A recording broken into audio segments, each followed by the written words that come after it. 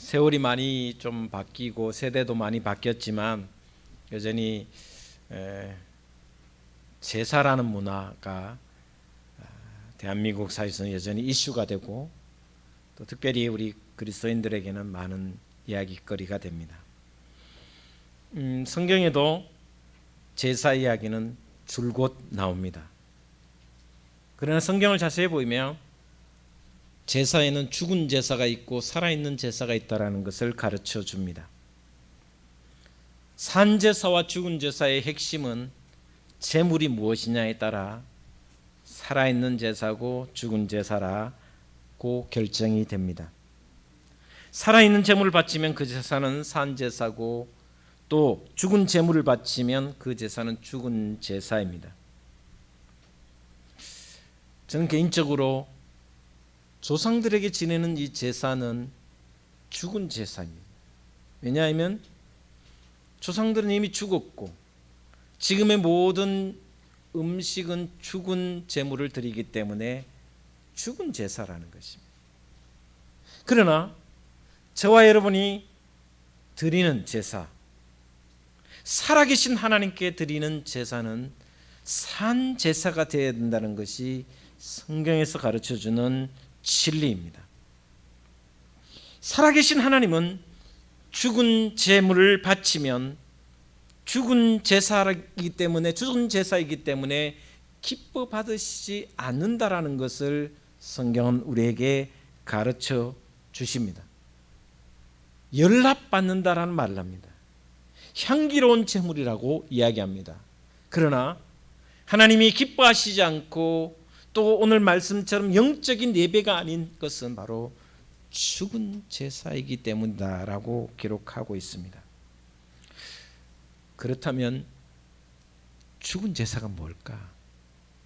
또 역으로 그러면 살아있는 제사는 뭐고 산 제사는 뭔가? 구약 성경에 나오는 죽은 짐승의 고기와 피를 바치는 제사는 이미 다 죽은 제사입니다. 신약에서 말하는 예수 그리스도 시대에 말하는 살아있는 제사는 뭘까? 오늘 본문은 그 살아있는 제사에 대한 이야기를 하고 있습니다. 다시 본문을 찾아보도록 하겠습니다. 1절 말씀입니다.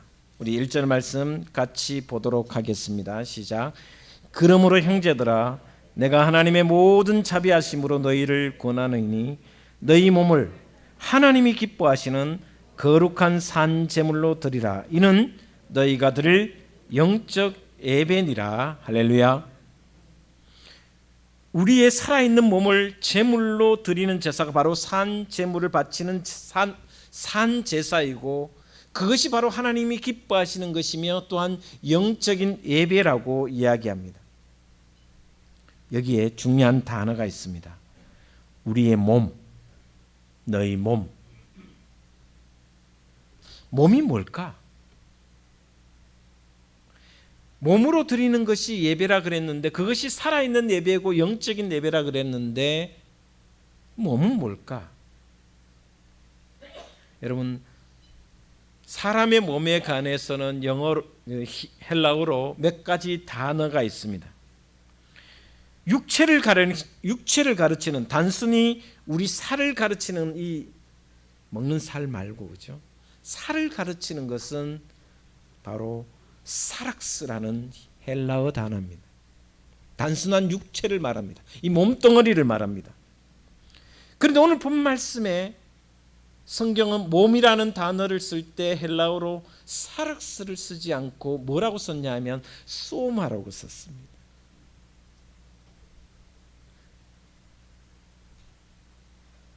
우리는 푸스케라는 영혼이 있고 또 영은 푸스케로 있고 또 정신은 푸뉴마로 이야기하며 사락스는 육체입니다. 그러나 소마가 뭐냐? 헬라어로 소마가 뭐냐? 너희 하나님이 기뻐하시는 산제사 너희 몸인데 그 몸이 뭐냐? 우리의 삶을 이야기하고 있습니다. 우리의 생활 전체를 이야기하고 있습니다. 아침에 일어나서 저녁에 잘 때까지, 아니 잠자는 그 모든 삶, 24시간의 삶, 우리의 인생 전부를 소마라고 이야기합니다. 다시 말하면 하나님이 기뻐하시는 산제사, 영적인 예배는 뭐냐 하면 우리의 삶을 드릴 때, 하나님이 기뻐하시는 제사로 드릴 때 그것이 살아있는 제사고 영적인 예배라고 오늘 본문은 우리에게 가르쳐 주고 있습니다. 너의 모든 존재, 너의 모든 삶을 살아계신 하나님께 제물로 바치는 것이 산제사이며 영적인 예배라고 이야기하고 있습니다. 바울은 또 다른 로마서 6장 13절에도 이렇게 기록하고 있습니다. 너희 몸을 죄에게 내어주지 말고 의의 제물로 하나님께 드리라. 죄의 제물로 드리지 말고 의의 제물로 드리라는 말과 이 산제사란 말은 똑같은 것입니다. 그러면서 고린도전서 6장 20절에는 이런 말씀이 있습니다. 너희 몸은 너희 자신의 것이 아니라 값으로 산 것이 되었으니 그러므로 너희 몸으로 하나님께 영광을 돌리라. 몸으로 영광을 돌리라. 여기에 몸도 똑같이 소마라고 이야기합니다. 우리의 삶을, 내 삶의 전부를, 내 존재 전부를 하나님이 기뻐하시는 산 제물로 드리라라고 이야기하고 있습니다. 그렇다면 온몸으로 드려야 할 산 제사, 우리의 전 존재와 삶의 전부를 드리는 영적 예배라는 것이 구체적으로 무엇인가? 오늘 본문은 크게 두 가지로 이야기하고 있습니다. 산 제물이며 우리의 삶 전부를 하나님께 드리는 영적인 예배의 산 제사는 무엇일까를 두 가지로 전체적으로 이야기하고 있습니다. 첫 번째는 2절 말씀을 같이 읽겠습니다. 2절입니다. 시작. 너희는 이 세대를 본받지 말고 오직 마음을 새롭게 함으로 변화를 받아 하나님의 선하시고 기뻐하시고 온전하신 뜻이 무엇인지 분별하도록 하라. 할렐루야. 여기에 이 세대를 본받지 말라고 합니다. 첫 번째 살아있는 제사는 뭐냐? 하나님이 기뻐하시는 영적인 예배가 뭐냐 하면 이 세대를 본받지 않는 것입니다. 세상을 쫓지 말라라는 것입니다. 세상의 가치관과 세상의 우주관과 세상의 삶의 방식대로 살아가는 삶은 죽은 제사라고 이야기하고 있습니다.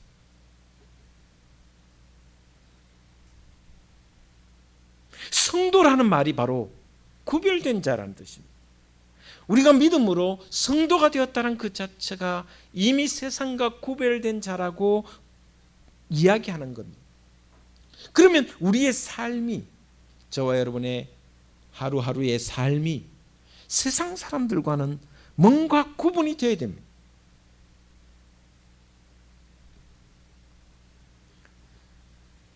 따지고 보면, 가만히 보면 세상은 우리가 닮아갈 게 하나도 없습니다. 세상에서 우리에게 유익을 줄 수 있는 것은 없습니다. 오직 주님만 바라보고, 우리 찬양 아침에 불렀던 찬양처럼 주만 바라보고 주님만 의지하고 주님만 본받고 가야 되는데 그렇지 않다라는 것입니다. 그것이 산제사이고 그것이 하나님이 기뻐하시는 영적인 예배임에도 불구하고 우리는 그렇지 않다라는 모습입니다. 어떻게 보면 믿는 자가 오히려 더 세상적이란,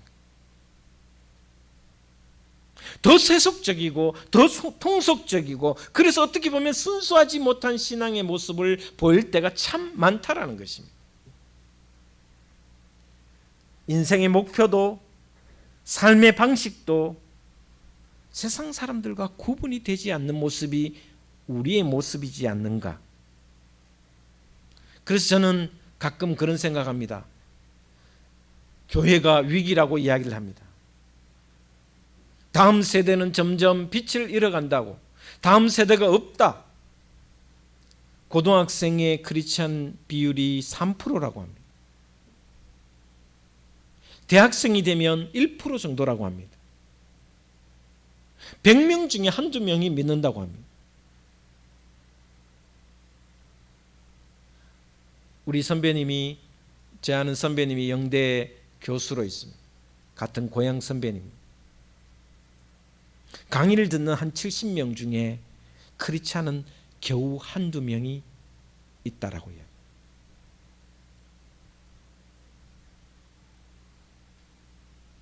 그 선배님이 서양사를 전공하셔서 스페인 전공하셔서 주로 이제 중세 시대의 역사를 이렇게 가르치면 강의를 들으러 오는 학생이 한 70여 명 정도 된다고 합니다. 그 중에 믿는 자는 한두 명이라. 고등학교 때까지 교회 다니는 애들은 꽤 있다고 합니다. 그런데 대학에 들어서는 전혀 하나님을 떠난 사람들이 너무나도 많다라는 것입니다.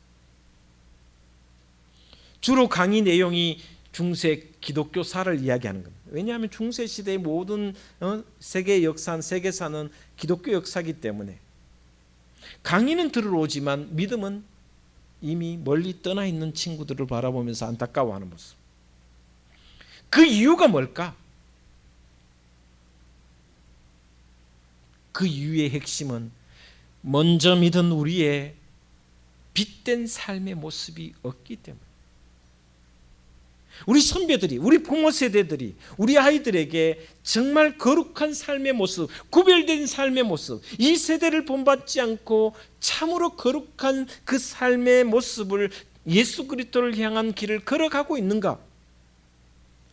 어떻게 보면 그것이 가장 큰 위기가 아닌가? 우리 어머니 아버지의 모습 속에, 우리 엄마 아빠의 모습 속에 예수를 닮은 모습이 없기 때문에 아이들이 세상으로 갈 수밖에 없는 거예요. 교회에서도 마찬가지입니다. 목사님으로부터 모델이 되지 못하니까. 그러니 우리 아이들이 교회에서 오히려 세상을 향하여 발걸음을 옮길 수밖에 없는 것이 아닌가. 그것이 가장 큰 위기가 아닌가. 영적 예배라는 것은 오늘 이 시간 드리는 한 시간의 예배가 전부가 아니라는 것입니다. 산 제사를 드려야 된다는 것은 가정에서, 직장에서, 우리의 일상의 삶 속에서 하나님이 기뻐하시는 이 세대를 본받지 않는 삶을 살아가야 된다는 것입니다.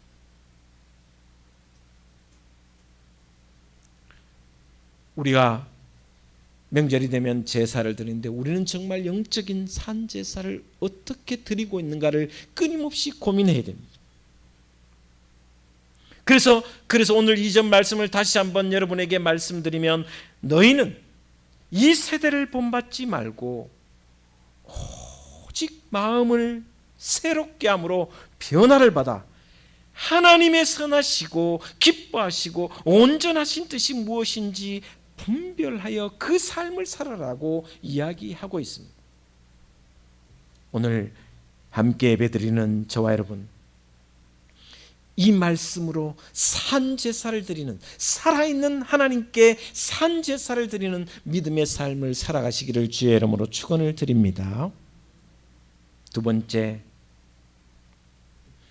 오늘 우리는 은사장이라고 이야기하면, 그죠?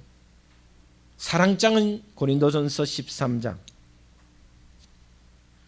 근데 고린도전서 12장은 은사장이라고 이야기합니다. 그러나 저는 고린도전서 12장 말씀보다 오늘 이 말씀, 오늘 이 로마서 12장 말씀도 은사장에 못지않은 은사장이라고 저는 생각합니다. 두 번째 우리의 산 제사가 뭐냐면, 각자 자기가 받은 은사에 최선을 다하는 것, 자기에게 주어진 은사에 충실한 삶이 하나님께 드리는 영적인 예배며 살아있는 제사라는 것을 이 말씀을 통해서 가르쳐 주고 있습니다. 살아있는 제사가 무엇인가를 6절 이하로 이렇게 이야기합니다. 6절 말씀에 이렇게 말씀하고 있습니다. 6절부터 제가 읽겠습니다. 우리에게 주신 은혜대로 받은 은사가 각각 다르니 혹 예언이면 믿음의 분수대로, 혹 섬기는 일이면 섬기는 일로, 혹 가르치는 자면 가르치는 일로, 혹 위로하는 자면 위로하는 일로, 구제하는 자는 성실함으로, 다스리는 자는 부지런함으로, 긍휼을 베푸는 자는 즐거움으로 할 것이니라. 8절 말씀까지입니다. 우리 몸에는 많은 지체가 있지만 그 모든 지체가 다 똑같은 기능을 가진 것이 아니듯이 주님이 각자에게 주신 은사도 똑같지 않습니다. 서로 다 다릅니다. 은사가 서로 다 다릅니다. 예언의 은사, 섬기는 은사, 가르치는 은사, 위로의 은사, 구제의 은사, 긍휼하심의, 다스리는 은사, 또한 베푸는 은사, 봉사의 은사, 찬양의 은사, 기도의 은사, 심지어 수많은 은사들이 있습니다. 여러분, 저는 이제 은사 중에 큰 은사가 뭐냐면 인사를 잘하는 은사도 있다고 생각합니다.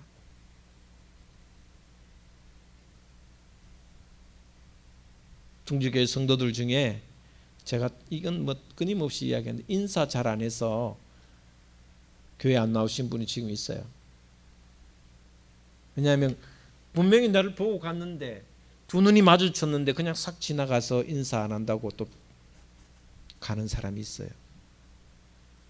뭐 평신도가 인사 못 받아서 상처 받아서 떠나면 마음이 아프지만 중직자들은 자기가 해야지. 그죠?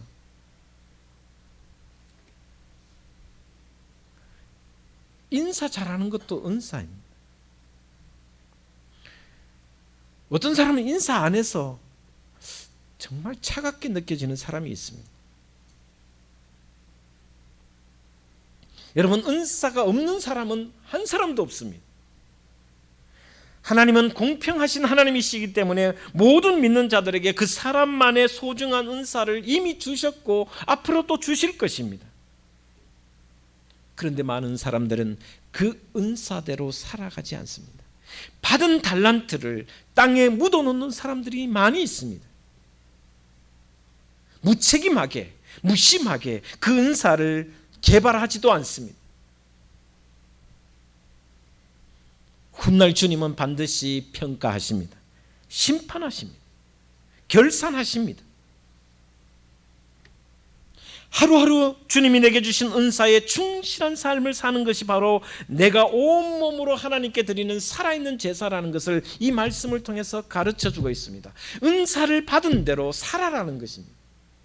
최선의 삶을 살아라는 것입니다. 그것이 죽은 제사가 되기 위해서는 묻어놓는 것이라. 설거지 잘하면 설거지 은사가 있으면 설거지 하는데 앞장서라. 청소 잘하면 청소 앞장서라.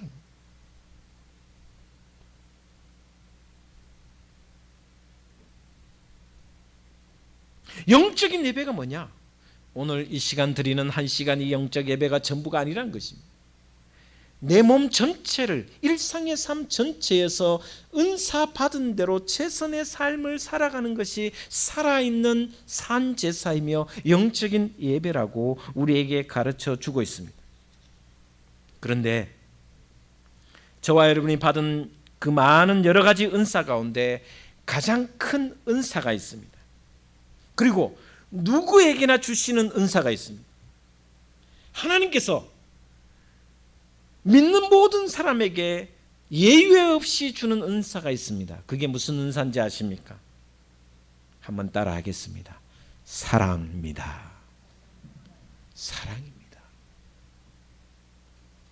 사랑은 너는 주고 나는 안 주고 이거 아닙니다. 사랑은 하나님께서는 보편적인 은사 가운데 하나가 뭐냐면 누구에게나 주신 은사가 뭐냐면 바로 사랑입니다. 그냥 일반 은사는 좀 다릅니다. 서로 다릅니다. 어떤 사람은 찬양 못해요. 저도 찬양에 은사가 있긴 하지만 박자가 가끔 놓쳐지잖아요. 음정 그런 대로 좀 쓸만한데 그래서 지 마음대로 찬양하는 모습이 재현되어 있잖아요.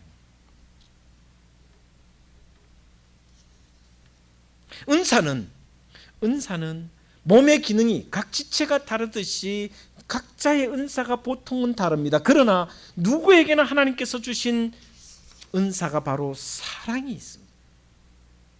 사랑이 없는 사랑의 은사를 받지 못한 사람은 이 세상에 믿는 사람 중에 아무도 없다라는 것입니다. 믿는 사람이라면 누구나 예외 없이 동일한 은사가 바로 사랑입니다. 물론 고린도전서 13장 사랑장을 읽으면 더 깊이 나오겠지만 오늘 본 말씀 9절에서 13절에도 이 은사에 대해서 이렇게 이야기하고 있습니다. 사랑에 대해서, 받은 사랑에 대해서 이렇게 이야기하고 있습니다. 같이 9절부터 읽어보도록 봉독하겠습니다. 시작. 사랑에는 거짓이 없나니 악을 미워하고 선에 속하라.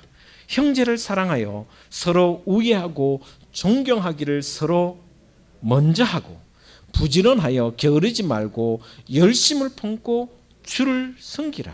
소망 중에 즐거워하며 환난 중에 참으며 기도에 항상 힘쓰며 성도들의 쓸 것을 공급하며 손 대접하기를 힘쓰라. 이것이 사랑의 은사를 받은 사람의 모습이라는 것입니다.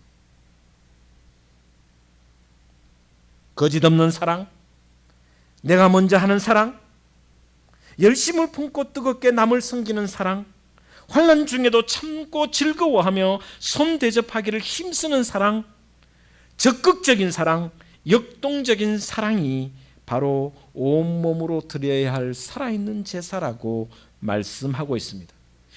이 살아있는 제사, 사랑의 은사를 받은 삶을 사는 것이 하나님이 기뻐하시는 영적인 예배라고 이야기하고 있습니다. 다시 말합니다. 믿는 사람 치고 사랑의 은사를 받지 않은 사람은 그 누구도 없습니다. 아무도 없습니다. 나는 그거 안 받았습니다 라고 하는 사람은 저 앞에 데리고 오십시오. 꿀밤 한 대 줄랍니다. 나는 사랑이 없어요 하는 사람은 예수님을 거부하는 사람입니다. 예수님은 이미 그분 자체가 사랑이시기 때문에 그분이 내 안에 있다는 것은 내 안에 사랑이 숨어 있다는 것입니다. 여러분, 받은 사랑의 은사를 한 달란트 받은 종처럼 땅에 묻어둔 채 무책임한 삶을 살아가지 마시고 여러분에게 주어진 그 사랑이 살아있는 제사가 되기 위하여 끊임없이 섬기고 나누고 소망 중에 즐거워하며 환난 중에 참으며 기도에 항상 힘쓰는 그 사랑을 실천하는 하나님의 사람들 되시기를 주의 이름으로 축원을 드립니다. 그 뒤에도 똑같은 사랑에 대한 이야기를 합니다. 그런데 마지막 19절 말씀 한번 읽어보도록 하겠습니다. 19절 말씀부터 21절까지 같이 읽겠습니다. 같이 보겠습니다. 시작. 내 사랑하는 자들아, 너희가 친히 원수를 갚지 말고 하나님의 진노하심에 맡기라. 기록되었으되 원수 갚는 것이 내게 있으니 내가 갚으리라고 주께서 말씀하시니라. 내 원수가 줄이 거듭 먹이고 목마르 거듭 마시게 하라. 그리함으로 내가 숯불을 그 머리에 사 놓으리라. 악에게 지지 말고 선으로 악을 이기라. 할렐루야. 주님께서 저와 여러분께 주신 은사, 나에게 주신 고유한 은사에 충실한 삶을 살아있는 제사, 영적인 예배를 하나님께 드리기를 주의 이름으로 축원을 드립니다. 그리고 특별히 사랑의 은사에 더욱 열심을 품었으면 좋겠습니다. 거짓 없는 사랑, 내가 먼저 실천하는 선제적인 사랑, 서로 우애하고 용서하고 존경받는 사랑으로 이번 추석을 보내시고 또 주님께 산 제사를 드리며 살아가는 복된 믿음의 삶을 사는 저와 여러분 되시기를 주 예수 그리스도 이름으로 간절히 축원을 드립니다. 기도하겠습니다. 하나님,